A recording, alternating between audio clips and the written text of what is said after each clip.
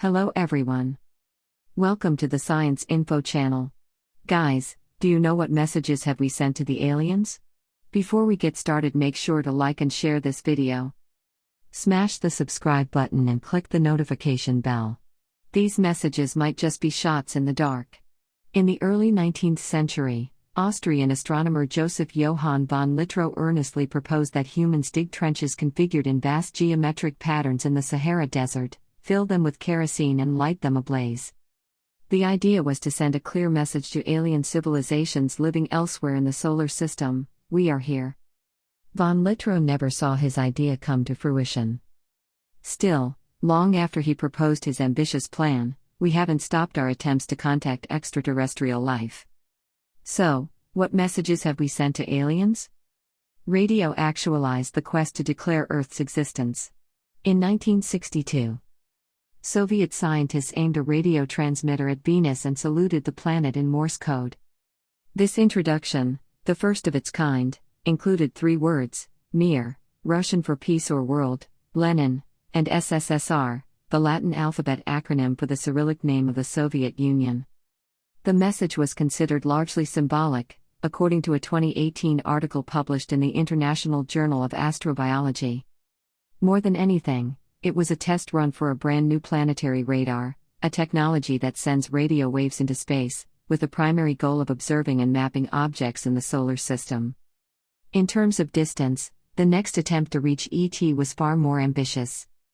In 1974, a team of scientists, including astronomers Frank Drake and Carl Sagan, transmitted a radio message from the Arecibo Observatory in Puerto Rico toward Messier 13, a cluster of stars about 25,000 light-years away.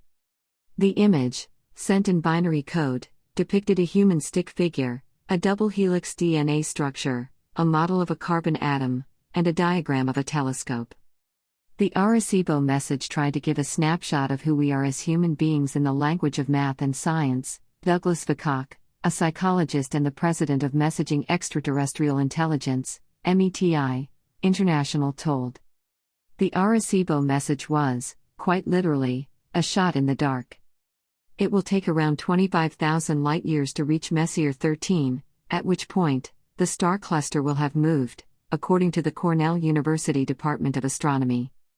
Hypothetical aliens might still be able to detect the signal as it whizzes past. It has 10 million times the intensity of radio signals from our Sun. The Sun emits a wide spectrum of electromagnetic radiation, from ultraviolet to radio, but that's unlikely, said Seth Shostak, an astronomer at the Search for Extraterrestrial Intelligence, SETI, Institute. It was, in some sense, the most powerful message, Shostak told.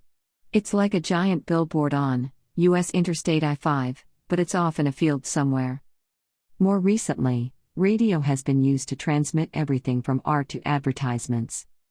In 2008, Doritos beamed its own ad to a solar system in the Ursa Majoris constellation, around 42 light-years away, according to the article in the International Journal of Astrobiology. In 2010, a message written in Klingon, a language used by fictional aliens in the Star Trek universe, invited real aliens to attend a Klingon opera in Holland. We haven't relied only on the radio to communicate, we've also launched spacecraft containing artifacts from Earth, in the hope that they'll eventually be scooped out of interstellar space by intelligent life forms.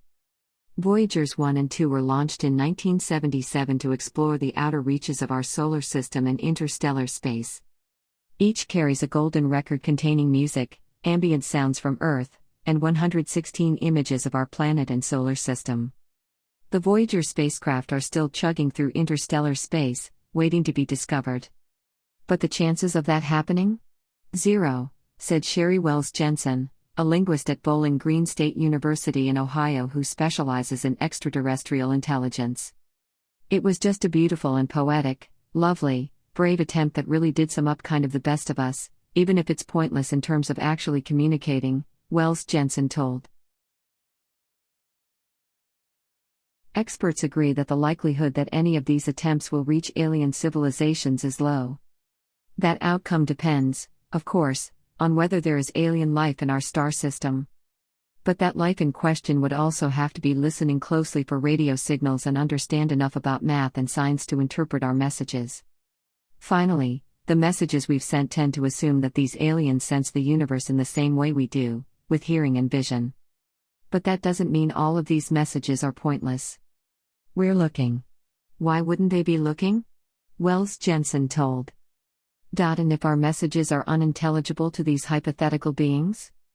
That's okay. I think the most important thing that we've ever said is just that we exist, Wells-Jensen said. Thanks for watching.